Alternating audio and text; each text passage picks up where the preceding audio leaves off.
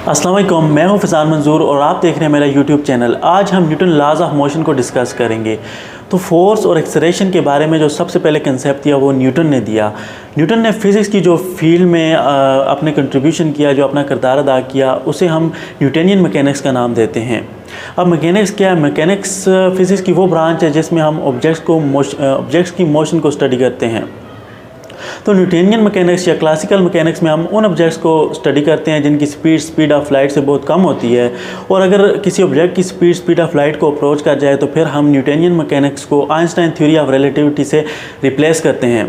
और अगर ऑब्जेक्ट सब एटॉमिक लेवल पर हो, यानी इलेक्ट्रॉन प्रोटॉन की बात हो, तो फिर हम क्वांटम मैकेनिक्स का सहारा लेते हैं।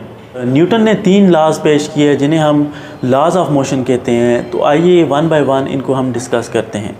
तो सबसे पहले हम Newton first law of motion को डिस्कस करते हैं। Newton first law of motion state that if a body is at rest will remain at rest और a body is in uniform motion will remain in motion unless acted upon by some force.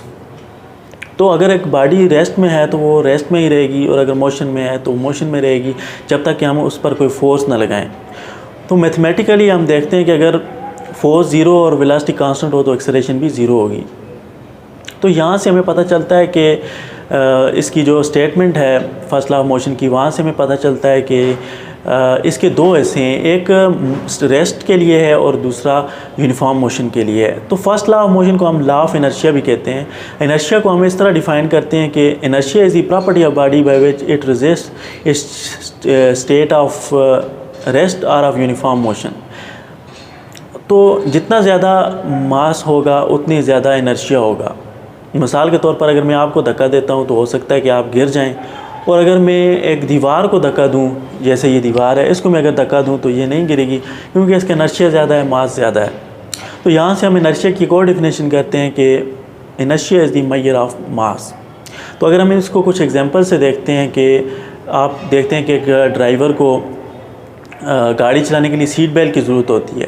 तो अगर वो अचानक अगर speed तेज़ हो और वो ब्रेक लगाए तो हो सकता है कि उसका सर स्टीयरिंग के साथ लगे या शीशे के साथ लगे, जिससे उसे इंजरी आ सकती है। तो ये क्या है? ये इनर्शिया की वजह से ये होता है। या फिर अगर हम एक चलती गाड़ी से कोई छलांग लगाएं तो चूँकि हम मोशन में हैं और हमारे फ्रेम ऑफ रेफरेंस से हाथ रेस्ट में है, तो जब हम हाथ के साथ टच होंगे तो ज़रूर हम गिर जाएंगे और हमें मेजर इंजरी भी आ सकती है। तो ये था Newton first law of motion या लॉ ऑफ इनर्शिया। अब हम देखते हैं Newton second law of motion को।